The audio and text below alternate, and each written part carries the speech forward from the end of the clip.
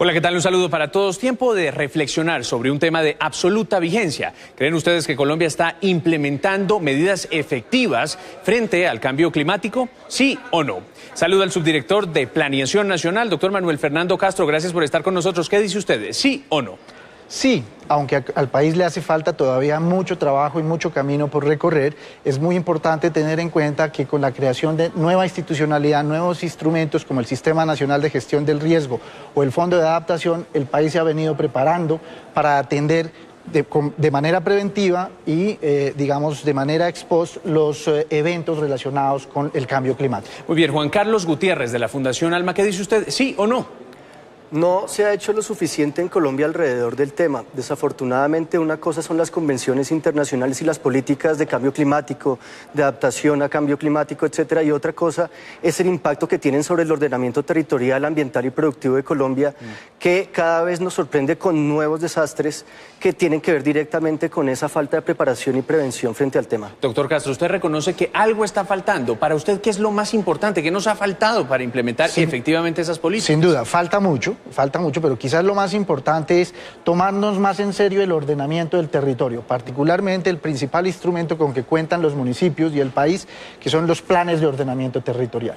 En el momento, en Colombia tenemos 81% de los planes de ordenamiento territorial de los municipios vencidos y el 97% de los planes de ordenamiento territorial de los municipios de Colombia no incluyen el componente de estudios de amenaza contra riesgos de desastres naturales. Impresionante cifra. ¿Será que lo que está fallando entonces no es la nación, sino los municipios y los departamentos, Juan Carlos?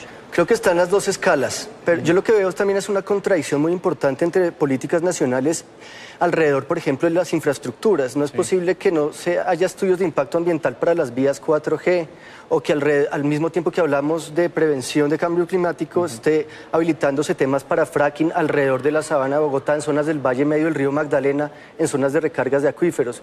Entonces sí tiene que ser en todas las escalas, pero sobre todo debemos nosotros reconocer es que las culturas en Colombia son la llave para poder transformar esa dinámica. ¿Qué responde usted frente a esas preocupaciones que son las de muchos ambientalistas? Creo que hemos avanzado mucho, aunque falta camino por recorrer, como lo señalaba, en el sentido de incorporar parámetros, metodologías de adaptación al cambio climático en nuestras infraestructuras. Es claro que el 40% de los costos económicos que generan los desastres naturales en Colombia están representados en la pérdida de viviendas, por ejemplo, viviendas que no están adaptadas al cambio climático o que están localizadas en zonas que no corresponden. El 30% de las afectaciones se dan en las vías, ¿sí? En la infraestructura de transporte, y un porcentaje similar al 25% se da en las infraestructuras sociales, escuelas, hospitales, puestos de salud, bibliotecas, los bienes públicos. Entonces, es muy importante empezar a incorporar parámetros de adaptación al cambio climático en las infraestructuras. En eso estamos. Para eso se creó el Fondo de Adaptación, que en una primera instancia atacó los temas de reconstrucción con posterioridad al fenómeno de la Niña, y hoy se dedica a incorporar estos aspectos en las infraestructuras. Una última y breve intervención, Juan Carlos.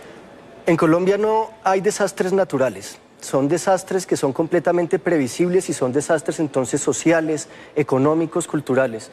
Creo que aunando esfuerzos entre todas las partes podemos transformar esa realidad, y el cambio climático es cierto y la vulnerabilidad de la nación colombiana es muy grande, desafortunadamente, aún para enfrentarlo, para poder adaptarse y prevenirlo.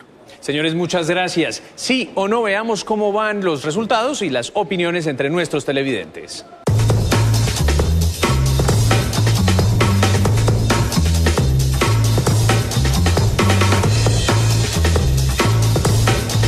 Sigan votando con nosotros en nuestras páginas de internet y nuestras cuentas de Twitter. ¿Sí o no? La respuesta